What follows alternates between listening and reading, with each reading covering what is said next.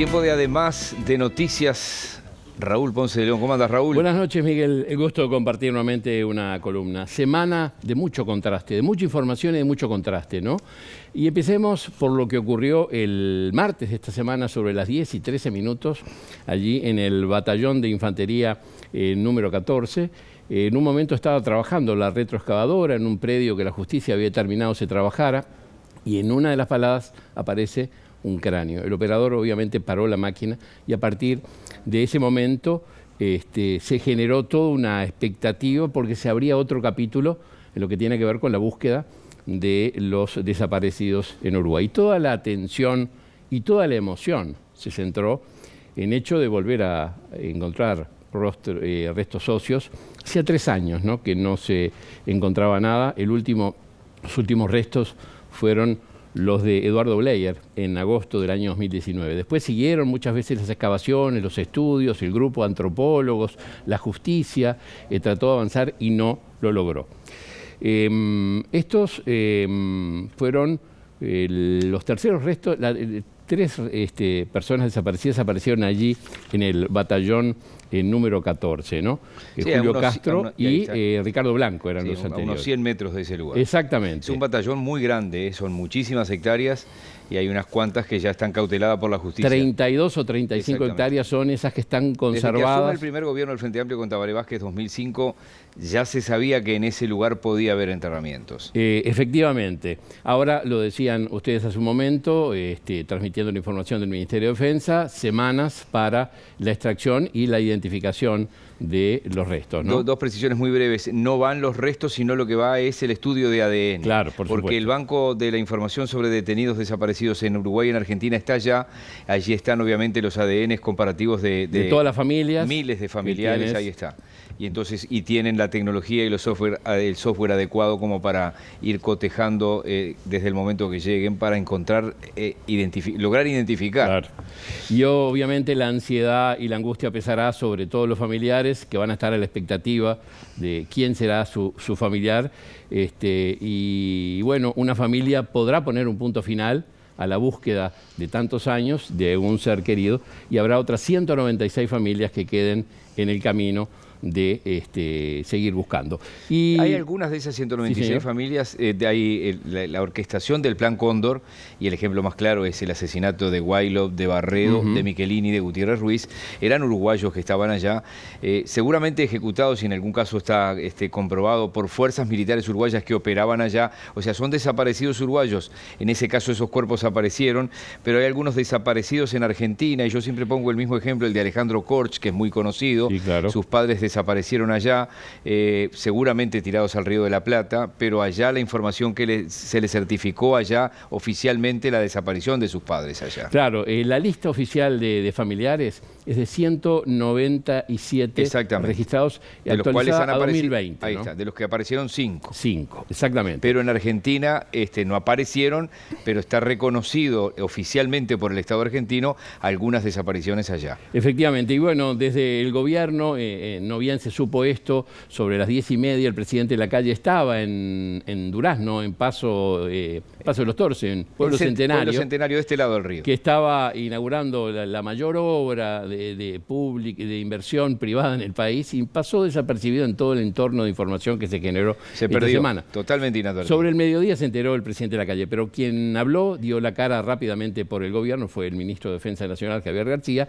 Ratificó una vez más el compromiso que tiene este gobierno para trabajar para lograr la paz y la unidad de los uruguayos, en una semana que había tenido polémica por este proyecto de ley que ha ido al Parlamento para liberalizar una cantidad de información reservada hasta ahora, y bueno, se había generado una cierta polémica. Bueno, al igual que la administración de Tabaré Vázquez y de José Mujica, que lograron encontrar desaparecidos, el gobierno de Lacalle también pasa a integrar ese listado, ¿no?, de haberlo logrado. Jorge Valle no lo logró.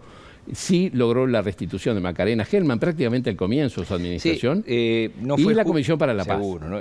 Creó eso. Él asume Yo creo que estábamos juntos en Radio Sarandí ese día de la Asunción en la transmisión especial, contigo, digo. Sí, sí, estábamos juntos. En el discurso él habló de llegar justamente a un, ¿cómo era que decía? Un estado del alma. Un estado del alma. Él asumió el 1 de marzo y en abril. Cerrar el capítulo con esa Comisión para la Paz. No lo logró, mintieron mucho, ¿no? Sí, señor, lo engañaron mucho, pero habría un camino de entendimiento y la voluntad antes no había ocurrido. Cuando digo mintieron mucho, no Valle, le mintieron a él y a Vázquez después. Sí, hicieron jugadas muy, la verdad que muy sucias. Bueno, eso, digamos, una parte de la información relevante de la semana. La otra comenzó el lunes, en la tarde, primera hora, directorio del Partido Nacional, se esperaba una resolución categórica en cuanto a pasar al Tribunal de Ética a Gustavo Penades. Hubo mayoría por no tomar resoluciones. Le pasaron la pelota, hablando en términos futbolísticos, a la Comisión de Legislación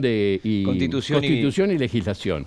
No tomaron resoluciones y después fueron a reunión de bancada el propio lunes y había mucha molestia en la vicepresidenta Beatriz Argimón, que esperaba, digamos, un pasaje categórico, un rechazo categórico. Me sorprendió el cambio absolutamente. Dijo ella misma, me sorprendió el cambio de posición con respecto a estos temas. ¿Y qué pasó? Bueno, el martes, al otro día en la tarde, se reunió la comisión y por unanimidad analizó el documento que había venido de la justicia, de la fiscal, lo analizaron y dijeron, bueno, hay motivos para seguir adelante con la quita de los fueros, cosa que ocurrió el miércoles. Una sesión que no fue demasiado larga, tampoco no fue demasiado casi polémica. 4 horas. No, y fue respetuosa. Bueno, pero para el tema... No, pero fue respetuosa, no daba para mucho más, ¿no? Efectivamente, por unanimidad, más allá de alguna posición discordante, por ejemplo, del senador Domenech, se quitó finalmente los fueros a Gustavo Penades. Y ahora se abre...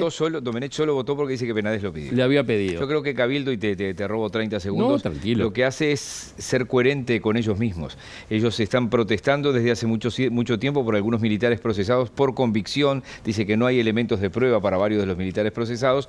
No se podían contradecir acá. Y no le tienen confianza a la Fiscalía, cosa que tampoco se podían contradecir porque vienen diciéndolo desde hace mucho tiempo, en ese sentido. Bueno, ahora se abre una etapa en la justicia donde deberán dilucidarse las graves acusaciones que pesan sobre Penades por abuso de menores.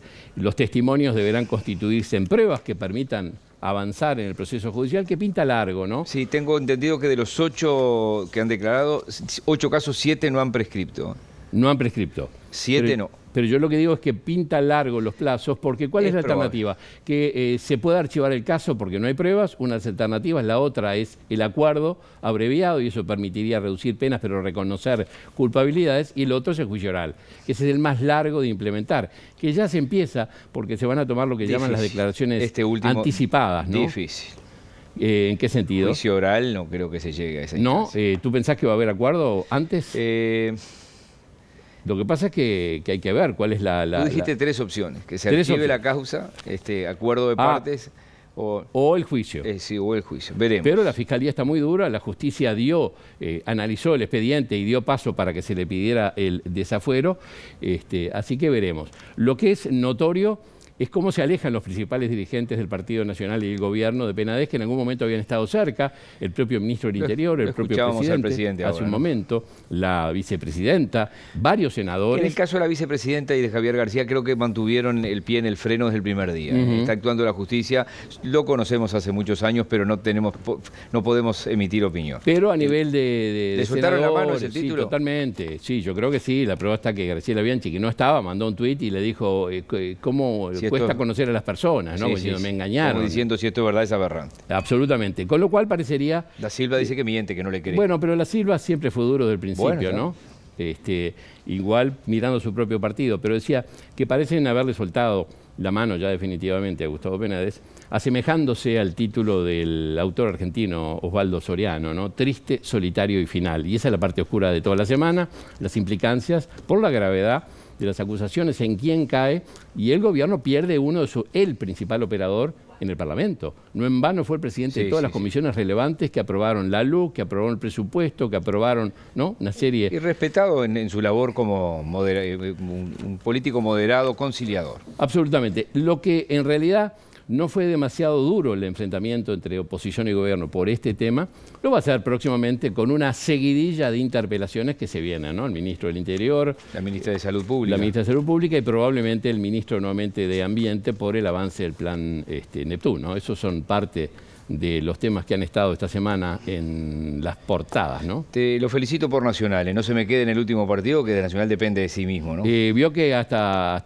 Damiani siempre ayudando a Nacional, ¿no? También, ¿no? Bueno, me dice Deli, que le recordará el nombre, ¿no? Deli Leonel Vera me dice que se acaba de suspender la fecha del campeonato uruguayo. Escucharon a Juan Carlos y dijeron, tiene razón. Sentido común. Sí, si se gana, se festeja, si se pierde, nos vamos a quedar enojados, ¿no? Lo invito a quedarse en el estudio porque una dirigente política de primer nivel que integra el Partido Popular de España está en estudios de BTV Noticias y va a estar con nosotros en instantes. Perfectamente, aquí nos quedamos. Gracias, Miguel. Gracias a vos. Hasta la próxima semana. La semana que viene vuelve Raúl Ponce de León.